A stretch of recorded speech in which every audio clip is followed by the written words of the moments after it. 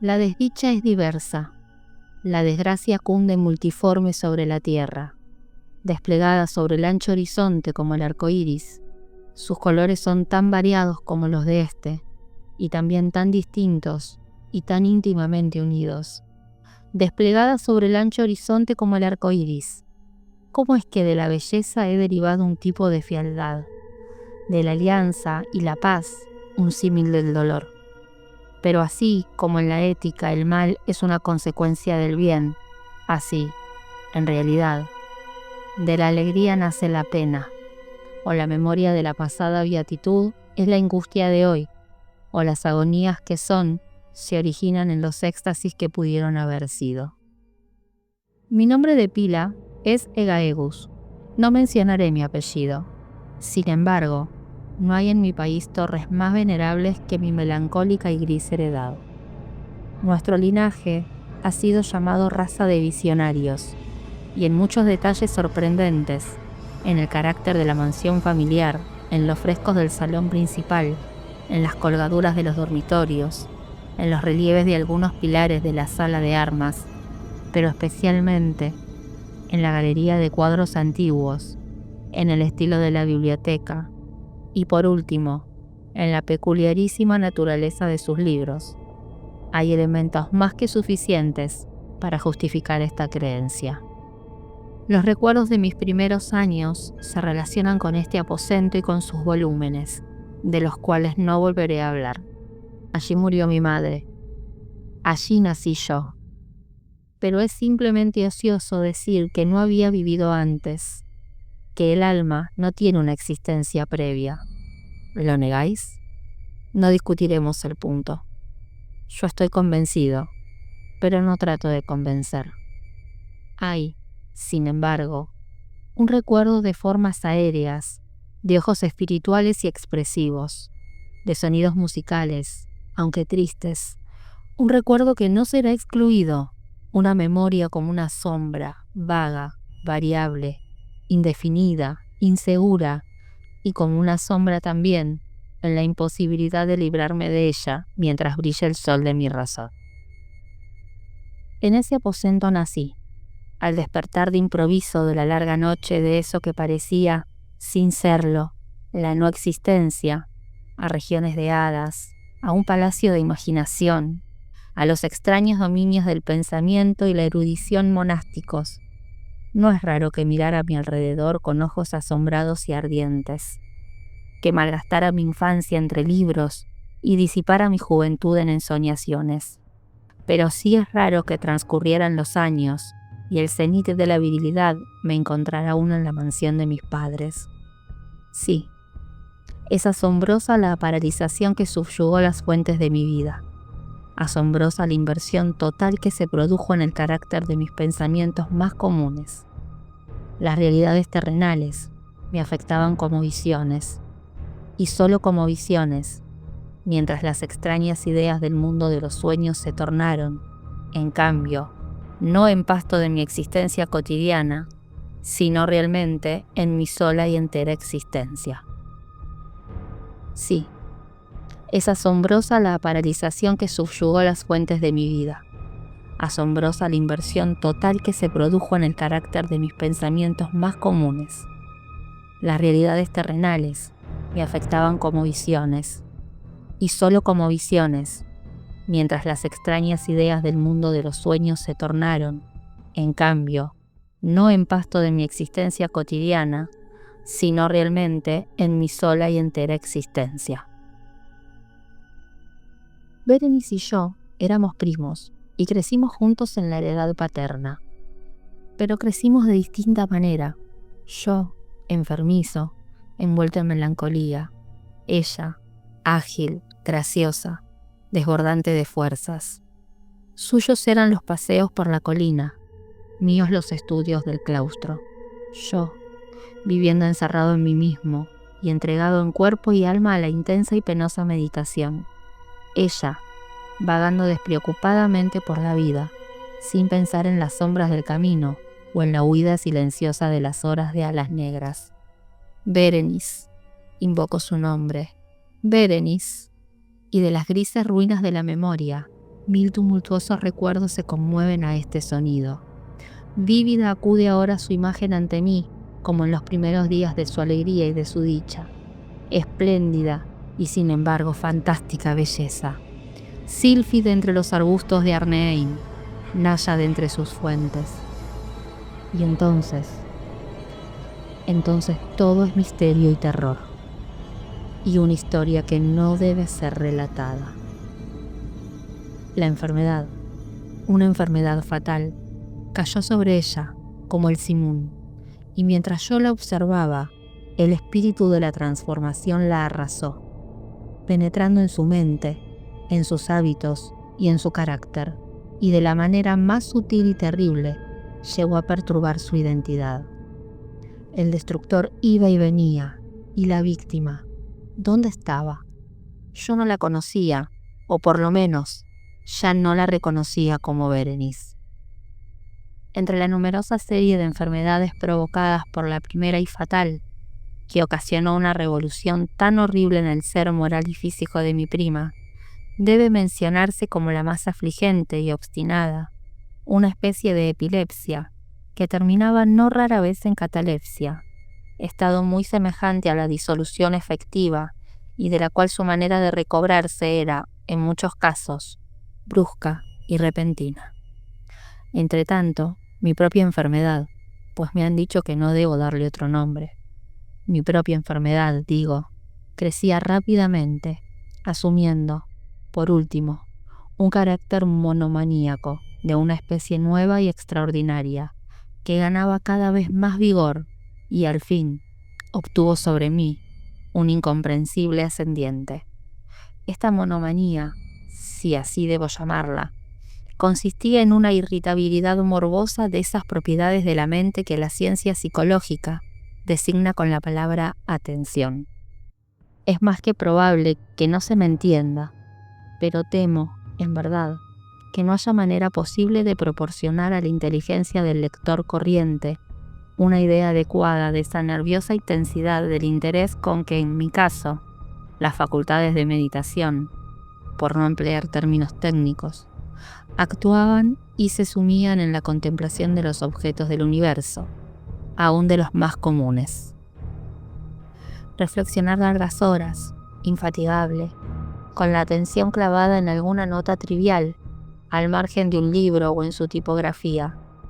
Pasar la mayor parte de un día de verano absorto en una sombra extraña que caía oblicuamente sobre el tapiz o sobre la puerta. Perderme durante toda una noche en la observación de la tranquila llama de una lámpara o los rescoldos del fuego. Soñar días enteros con el perfume de una flor, repetir monótonamente alguna palabra común hasta que el sonido, por obra de la frecuente repetición, dejaba de suscitar idea alguna en la mente. Perder todo sentido de movimiento o de existencia física gracias a una absoluta y obstinada quietud, largo tiempo prolongada. Tales eran algunas de las extravagancias más comunes y menos perniciosas provocados por un estado de las facultades mentales, no único, por cierto, pero sí capaz de desafiar todo análisis o explicación. Mas no se me entienda mal, la excesiva, intensa y mórbida atención así excitada por objetos triviales en sí mismos no debe confundirse con la tendencia a la meditación, común a todos los hombres, y que se da especialmente en las personas de imaginación ardiente. Tampoco era, como pudo suponerse al principio, un estado agudo o una exageración de esa tendencia, sino primaria y esencialmente distinta, diferente.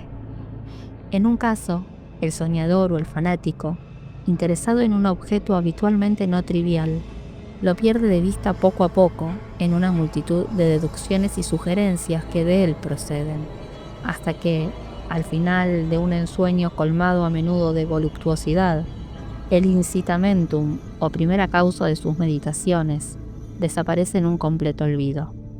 En mi caso, el objeto primario era invariablemente trivial, aunque asumiera, a través del intermedio de mi visión perturbada, una importancia refleja y real. Pocas deducciones, Si es que aparecía alguna, surgían, y esas pocas retornaban tercamente al objeto original como a su centro. Las meditaciones nunca eran placenteras, y al cabo del ensueño, la primera causa, lejos de estar fuera de vista, había alcanzado ese interés sobrenaturalmente exagerado que constituía el rasgo dominante del mal. En una palabra, las facultades mentales más ejercidas en mi caso eran, como ya lo he dicho, las de la atención, mientras en el soñador son las de la especulación. Mis libros, en esa época, si no servían en realidad para irritar el trastorno, participaban ampliamente, como se comprenderá, por su naturaleza imaginativa e inconexa, de las características peculiares del trastorno mismo.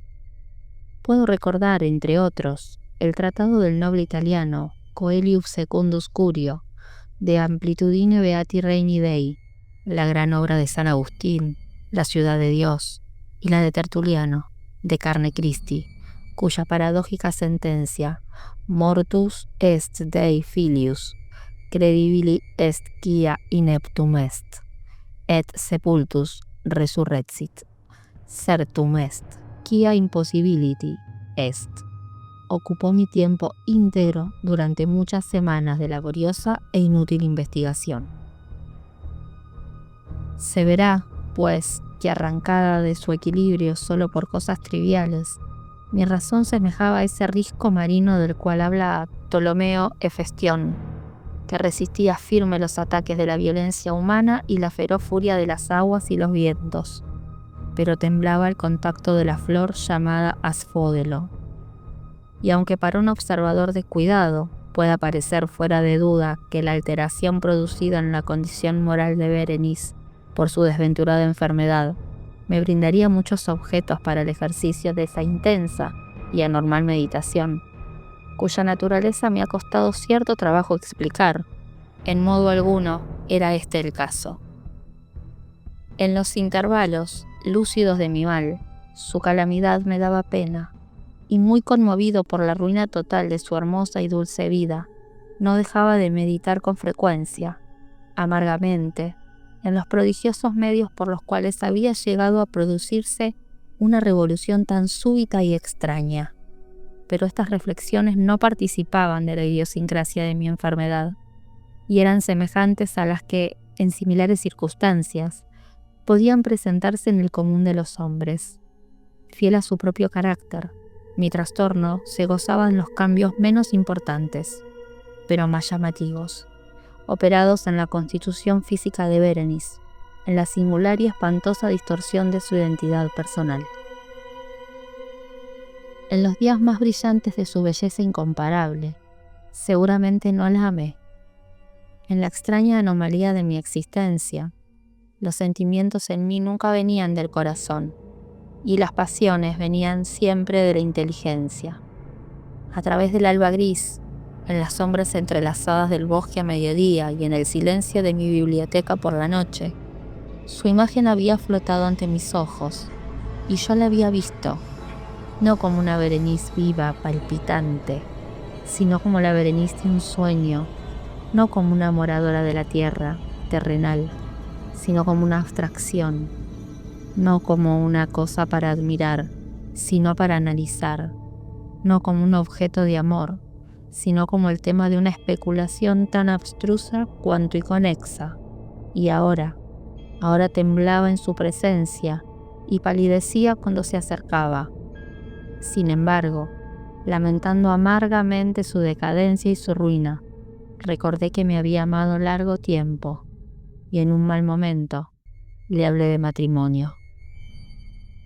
Y al fin se acercaba la fecha de nuestras nupcias, cuando una tarde de invierno, en uno de esos días intempestivamente cálidos, serenos y brumosos que son la nodriza de la hermosa Alción, me senté, creyéndome solo, en el gabinete interior de la biblioteca, pero alzando los ojos vi, ante mí, a Berenice. ¿Fue mi imaginación excitada? ¿La influencia de la atmósfera brumosa? ¿La luz incierta, crepuscular del aposento? ¿O los grises vestidos que envolvían su figura, los que le dieron un contorno tan vacilante e indefinido? No sabría decirlo. No profirió una palabra, y yo por nada del mundo hubiera sido capaz de pronunciar una sílaba. Un escalofrío helado recorrió mi cuerpo. Me oprimió una sensación de intolerable ansiedad. Una curiosidad devoradora invadió mi alma, y reclinándome en el asiento, permanecí un instante sin respirar, inmóvil, con los ojos clavados en su persona. Su delgadez era excesiva, y ni un vestigio del ser primitivo asomaba en una sola línea del contorno. Mis ardorosas miradas cayeron, por fin, en su rostro.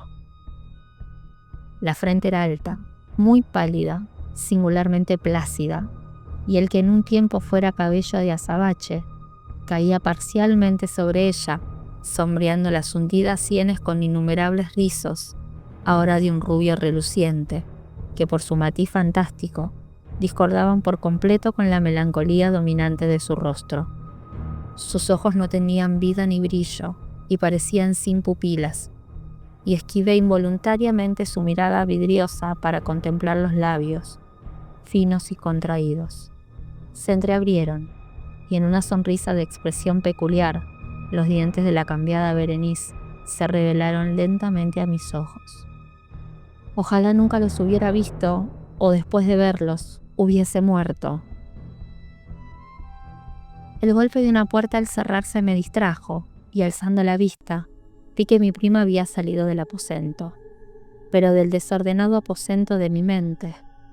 No había salido ni se apartaría el blanco y horrible espectro de los dientes, ni un punto en su superficie, ni una sombra en el esmalte, ni una melladura en el borde hubo en esa pasajera sonrisa que no se grababa a fuego en mi memoria.